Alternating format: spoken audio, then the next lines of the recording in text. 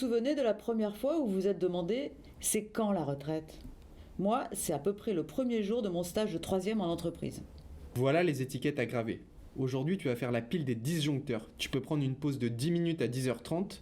La pause déjeuner, c'est midi 13h. Des questions ? Maman, c'est à quel âge qu'on peut partir en retraite ? Ben à 60 ans, mon lapin. Mais il faut que tu aies cotisé 37 ans. 60 ans ? Mais on n'est pas mort à 60 ans ? Mais depuis, ça a encore été repoussé.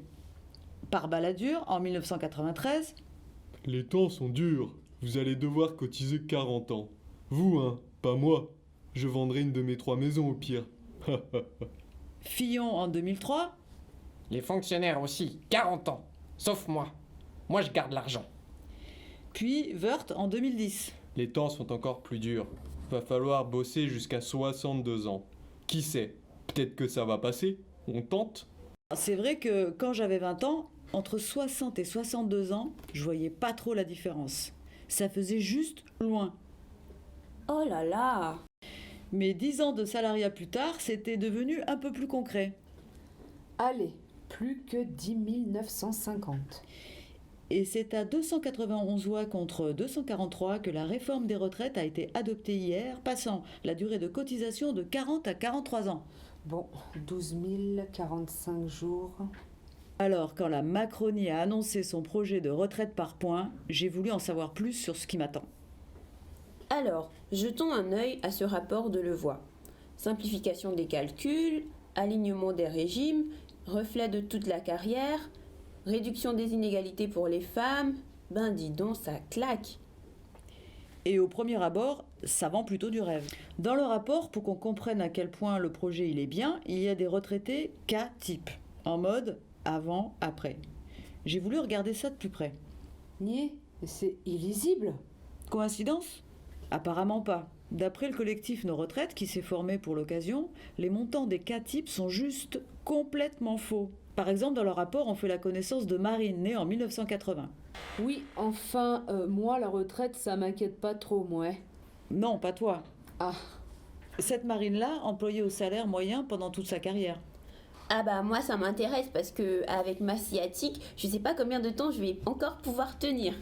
D'après le rapport, si Marine travaille jusqu'à 62 ans, elle toucherait 1839 € avec le système actuel.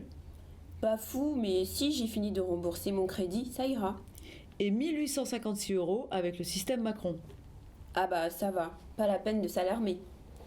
Sauf que, pour ce calcul, ils ont fait comme si aujourd'hui on devait cotiser 44 ans, alors que c'est 43.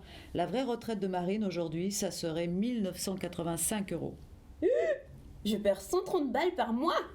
et puis les pensions, elles sont données en montant et pas en pourcentage.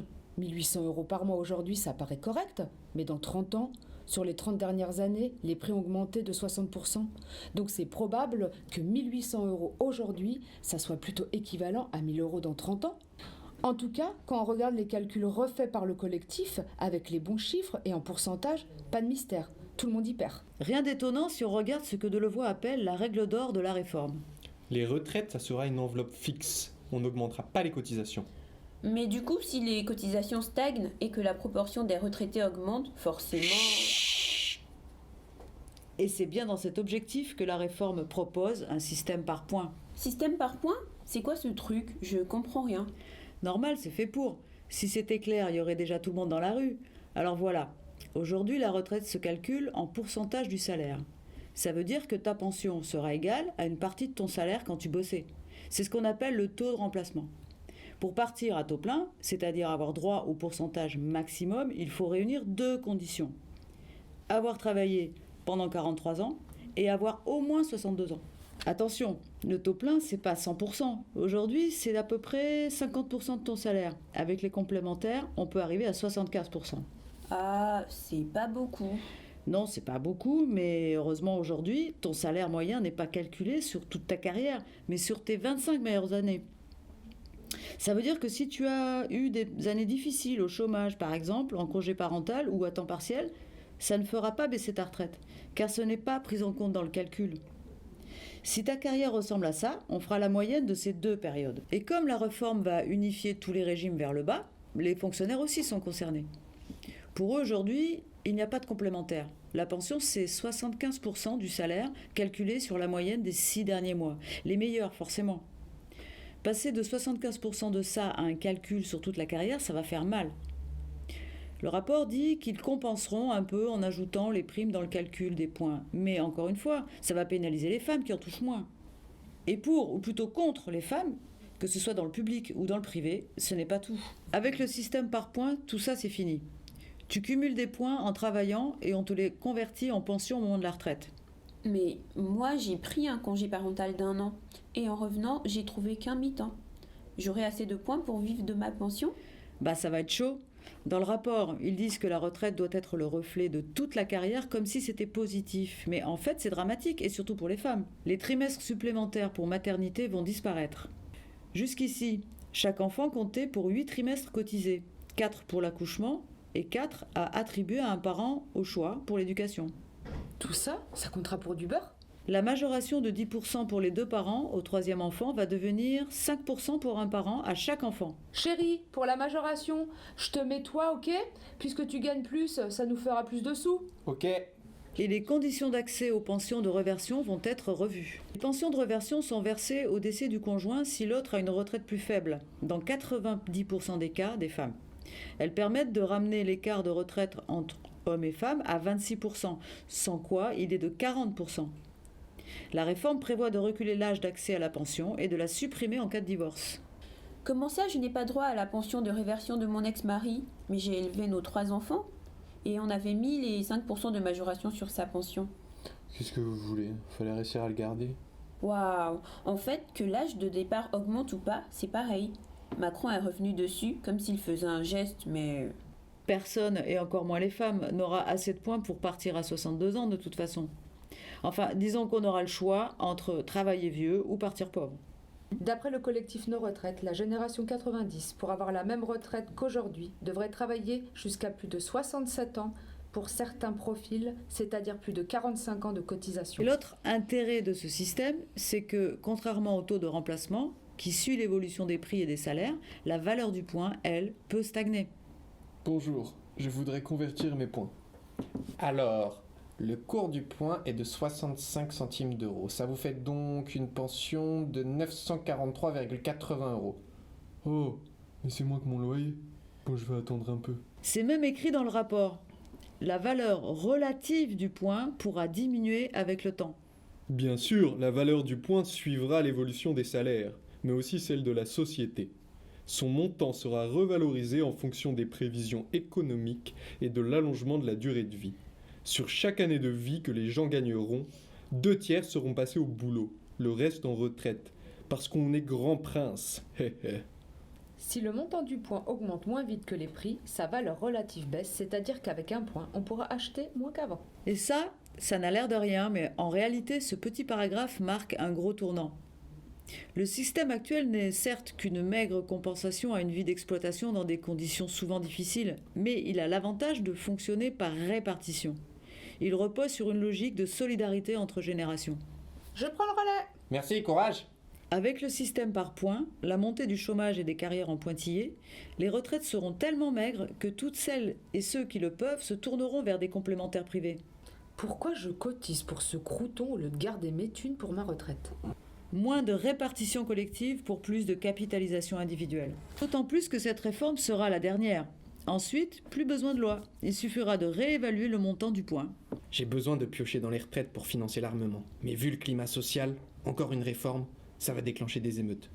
Mais non, Jean-Mi, t'es con, y a pas besoin. Tu bloques l'augmentation du point quelques années, et tu les as, tes sous. Alors, paraît que les partenaires sociaux seront concertés. Mais c'était déjà le cas sur les 30 dernières années, et on voit le résultat. Oh là là, c'est sûr, moi j'ai pas envie de bosser jusqu'à 76 ans. Mais après tout, peut-être qu'on n'a pas le choix. Macron l'a dit à la télé, on vit plus vieux, il n'y a plus assez de cotisants, il faut donc bien faire des efforts. Ouais, moi aussi j'ai entendu ça. Et pour plusieurs raisons, là aussi c'est complètement faux. Oui, notre espérance de vie progresse, mais ce n'est pas le cas de l'espérance de vie en bonne santé. D'après l'INSEE, en 2017 en France, l'espérance de vie était de 85,3 ans pour les femmes et 79,5 ans pour les hommes. Mais l'espérance de vie en bonne santé stagne à 64,9 et 62,6. Ça veut dire qu'on meurt plus tard, mais qu'on tombe malade toujours aussitôt. Ah ouais, donc en gros, je quitterai le boulot pour filer à l'hôpital, c'est ça? C'est ça, enfin, vu comme c'est parti, ça sera l'hôpital sur la pause déjeuner plutôt, si on a encore des hôpitaux. Et puis, on nous fait croire qu'il faut travailler plus. Mais du travail, il n'y en a plus. D'après l'INSEE, à 60 ans, une personne sur deux n'est plus en emploi. Et le taux de chômage, toutes tâches confondues, est de 9,1%. Ben si, il y a des jeunes qui cherchent du boulot. Peut-être qu'on peut me laisser aller à l'hôpital tranquille. Et c'est bien là qu'on nous entourloupe. Car quand on nous parle du nombre de retraités qui augmente, on oublie soigneusement de dire que la productivité aussi. La productivité, c'est la vitesse à laquelle on fabrique des trucs. Entre 2000 et 2015, elle a augmenté de 10%. Logiquement, on aura donc toujours de quoi nourrir tout le monde, même s'il y a plus de retraités. Sauf que les gains de productivité, au lieu d'être déduits des prix pour bénéficier à tous et toutes, ils partent dans les profits. Bah excusez-moi, hein, je vais pas offrir à ces employés ce qu'ils ont produit en plus. Alors que je ne peux même pas en profiter pour m'acheter un 3e yacht. Mais pourtant, c'est nous qui... En 2018, plus des 2 tiers des bénéfices des entreprises du CAC 40 ont été versés aux actionnaires. Entre 2018 et 2019, leurs gains ont augmenté de 13%. Mince, c'est vrai ça. Pourquoi il faudrait travailler plus longtemps alors que les supermarchés jettent déjà un tas de trucs et qu'il y a plein de chômage? Oui, hein. En fait, le résultat de la réforme, ce sera pas de mettre les retraités au boulot, mais de les mettre au chômage. Le chômage, c'est pas comme les retraites, c'est dégressif. Donc, moins coûteux en cotisation, notamment patronale. Et puis, plus il y a de chômage, plus il y a de concurrence entre les sans-emploi. Les employeurs seront contents de pouvoir piocher parmi les soixantenaires en détresse comme bon leur semble et leur imposer des bas salaires et des horaires pourris. Ils n'auront pas le choix. Et puis, j'imagine que les assurances retraite, c'est un marché juteux. Ça, c'est l'autre conséquence de la réforme. Sur le système actuel, pas moyen de capitaliser puisque tout ce qui est cotisé est immédiatement donné aux retraités.